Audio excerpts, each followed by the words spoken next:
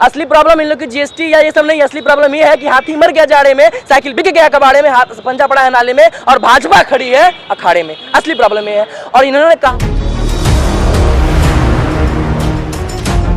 Samajwadi party की जिस तरीके से सरकार मैनपुरी में बनी, अब लग रहा है कि गोरखपुर से भी डर गए हैं और इस वजह से अब ये मुझे बड़े भैया ने कहा अभी, मेरे बड़े भाई समान है वो भी, मैंने पहचान के लिए मैं आपको जवाब देना चाहता हूँ। उन्होंने कहा कि आज जो 1000 रुपये सामान को 4000 कर दिया गया है। एक बात बताइए, बड़ी चीज़ के लिए बड़ा इन्वेस्टमेंट करना पड़ता है। आखिर हम लोग की भारत को आगे जाना है तो बड़ी इन्वेस्टमेंट करेंगे जब तभी ना आगे कुछ होगा। असली प्रॉब्लम इन लोग की जीएसटी या ये सब नहीं, असली प्रॉब्लम ये है कि हाथी मर गया जाड़े में, साइकिल बिक गया कबाड़े में, हाथ पंजा पड़ा है नाले में और भाजपा खड़ी है अखाड़े में। असली प्रॉब्लम ये है। और इन्होंने कहा है भैया ने कि आखिर आप बताइए कि आखिर बताइए जो व्यापारी अपना पेपर लेके, आपने कहा मैम बहुत अच्छा आपने जवाब दिया कि इसके बाद पेपर अपना दुकान खोल के बैठे ना, क्या प्रॉब्लम है, क्यों डरने की जरूरत है। अरे भैया आपको जब कोई भाजपाई नहीं बना सकता तो उन व्यापारियों क्या कोई भाजपाई बना पाएगा जी? जो हृदय से मुझे आखिर आपकी सरकार आए, क्या मुझे भाजपाई से क्या नाम है समाजवादी बना देगी? क्यों 72 घंटे का रोक लग जाता है? ये बैकफुट पे भाजपा नजर नहीं आती है। चाहे किसान सवाल सुन लीजिए, पहले किसान आंदोलन की बात करते हैं, बड़े ऐसे जो प्रश्न चिन्ह उठे, भाजपा बैकफुट पे वापस ले लेती है। देखिए सबसे बड़ी बात यह है कि हर कार्य का एक वक्त होता है। पर दूसरी बात, इन्होंने लोग कहा कि सबसे पहले जीएसटी की शुरुआत किसने की थी? 2010 में। देखिए सबसे पहले पंजाब में 5% का टैक्स लगाया था चावल इस सब पे कांग्रेस ने। फिर माननीय जो हमारे बीते हुए मुख्यमंत्री थे अखिलेश यादव जी, उन्होंने 4% का उत्तर प्रदेश में लगाया था। तो वो टैक्स ले तो सही है और भाजपा टैक्स ले तो गलत है। आखिर जो भाजपा करती है क्यों गलत हो जाता है? आखिर जो भी कर रही है आम जन नागरिकों के लिए ही ना कर रही है। आज हमारे गोरखपुर का दशा दृष्टि बदल चुका है। आज यहाँ से आप गोरखनाथ जाएंगी तो रोड है, लाइटिंग है, सब कुछ आप देख रही हैं बदलाव क्या हो चुका है गोरखपुर में। आज बहन बेटियां घर से जब निकलती हैं तो ये सोच कर निकलती हैं कि बाबा ऊपर खड़े, निकलो, किसी का औकात नहीं। क्यों व्यापारी शटर बंद कर रहे हैं? व्यापारी शटर इसलिए बंद कर रहे हैं जिनके पास नहीं है, कुछ जो चोरी कर रहे हैं, घोटाला कर रहे हैं वो बंद कर रहे हैं। जिनके पास नहीं, आखिर मंडी में मैं रहता हूँ, दुकान खुली है, मेरा छोटा भाई उसकी दुकान है परमानेंट खुली है, वो नहीं बंद किया है। उसके पास सब कुछ है, वो दिखा के अपना सब कुछ काम चल रहा है उसका। सवाल ये भी किया जा रहा है कि जिस तरीके से ये अब चुनाव का माहौल बनाया जा रहा है, इस वजह से हुआ, और फिर ये जो दांव खेला था भाजपा ने वो उल्टा पड़ गया, इस वजह से अब 3 दिन का रोक भी लगा। कौन सा दांव उल्टा पड़ गया? एक मैनपुरी, एक घर लेने से पूरा गोरखपुर नहीं ना हो जाएगा। एक घर लेने से मैनपुरी ले गया है ना, और गया क्या, उनका गढ़ था, वो उनका गढ़ था।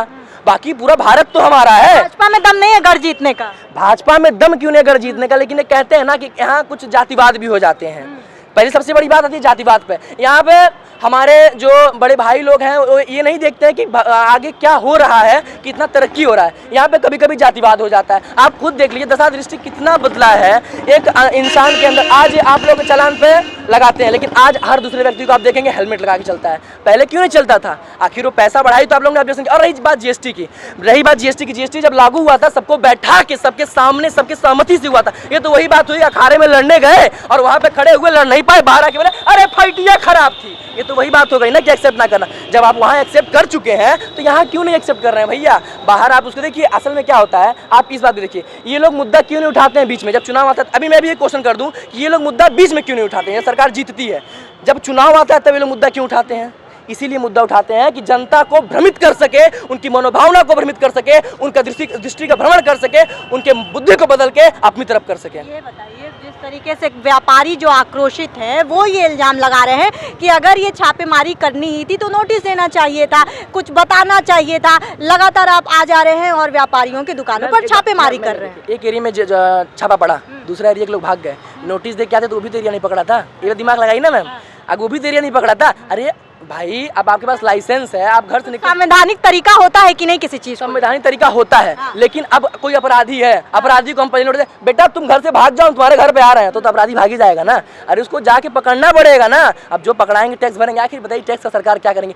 योगी बाबा या तो मोदी जी अपने घर पर बनवाएंगे नहीं, वो क्या बनवाएंगे? उनका जब कोई है ही नहीं, जनता की सेवा कर रहे हैं। अपनी माँ पे अगर बताइए वो चाहते तो अपनी माँ को कितना बड़ा खुश देते, लेकिन नॉर्मल जिंदगी जिला रहे हैं जनता के लिए। यही कोरोना काल में हमारे माननीय मुख्यमंत्री जी के पिता का देहांत हो गया, वह रूल को सिर्फ दिखाने के लिए, फॉलो करने के लिए वो नहीं गए उनके पास। क्यों नहीं गए? ये बताइए, कोरोना काल का आपने जिक्र किया, जो छोटे दर के व्यापारी हैं गुमराह हो गए, जो जिनको ये लगा कि अरे हम जो इस मामले को समझ नहीं पा रहे थे छापेमारी को लेकर के, उन्होंने अपनी भी दुकान बंद कर दी। अब जब दुकान बंद करने के बाद उनका घर किस तरीके से चल रहा, जो भी पहले से ही परेशान थे कोविड दौर को लेकर के, क्या आपको नहीं लगता है कि पहले से ही नोटिस और ये काम कर लेना चाहिए था? अभी तो देखिए जो व्यापारी भड़के हुए हैं तो 72 घंटे का रोक क्यों लगा आपने बोला, तो उस क्या पता उसी के उपलक्ष्य में लगा हो, समझाने के लगा, उनको वक्त दिया गया हो कि अपना लाइसेंस जो भी है जो कहते होंगे यहाँ है वहाँ है फंसा है निकाल के बनवा लो अपना, क्या पता इसीलिए दिया गया हो वक्त। देखिए एक बात मैं जानता हूँ, सरकार को जीएसटी लेने से अलग का एक इंसान का कोई फायदा है नहीं। एक इंसान अगर फायदा हो तो कोई आके मुझसे बात करिए, नरेंद्र मोदी जी अपना घर बनवा लेंगे या हमारे माननीय मुख्यमंत्री महोदय अपना घर बनवा लेंगे या घर भर लेंगे, ऐसा तो कुछ होगा ना जीएसटी से। नहीं लगता भाजपा के निर्णय में कभी कभी कमी रह रही है, क्योंकि जितने बड़े निर्णय लिए उनको बैकफुट पे वापस वो निर्णय वापस लेने पड़ते हैं? देखिए एक बात मैं बता दूं, शुरुआती दौर में जो भी निर्णय भाजपा लेती है उसका सब विरोध कर देते हैं, मानो आना बदल लेते हैं एंड लास्ट में वो सही हो जाता है। जनता विरोध करती है। देखिए जनता विरोध नहीं करती है मैम जनता विरोध नहीं करती। व्यापारी कौन करती मैम? अगर जनता विरोध करती मैम तो दूसरी बार हमारे मुख्यमंत्री नहीं बनते। अगर जनता विरोध करती मैम तो कौन है वो लोग जो विरोध कर रहे हैं? मैम ये वो लोग हैं जो दिशा भ्रमण करना चाहते हैं, भाजपा की दिशा से हमारे भारत को नीचे की तरफ ले जाना चाहते हैं, ये वो लोग हैं।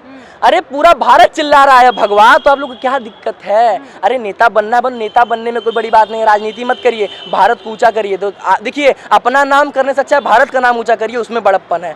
हमारे जो पहले के प्रधानमंत्री महोदय थे, जब किसी देश में जाते थे राष्ट्रीय गान होता था सबसे पीछे हाथ बांधे खड़े होते थे, और आज का दौर हमारे प्रधानमंत्री महोदय किसी देश में जाते हैं सबसे आगे लाइन में उनकी जगह होती है और सब लोग उनके नक्शे कदम पर चलते हैं। इससे बड़ी छवि बदली है, छवि बदली है हिंदुस्तान की। तो जीएसटी को लेकर के कई सारे मामले दांवपेच खेले जा रहे हैं। सभी पार्टियां जो अलग अलग तरीके से विरोध भी कर रही है, वहीं भाजपा है जो अब विरोधी पार्टियों की तरफ से कहा जा रहा है कि भाजपा बैकफुट पे आ गई है, इसलिए क्योंकि उन्होंने जब भी बड़े फैसले लिए उनको जनता के आक्रोश का सामना करना पड़ा और वो निर्णय वापस लेने पड़े। फिलहाल इस मामले में 3 दिन की रोक लगा दी गई है। 3 दिन के रोक के बाद, हालांकि भाजपा का ये कहना है कि 3 दिन के बाद ये छापेमारी जारी रहेगी।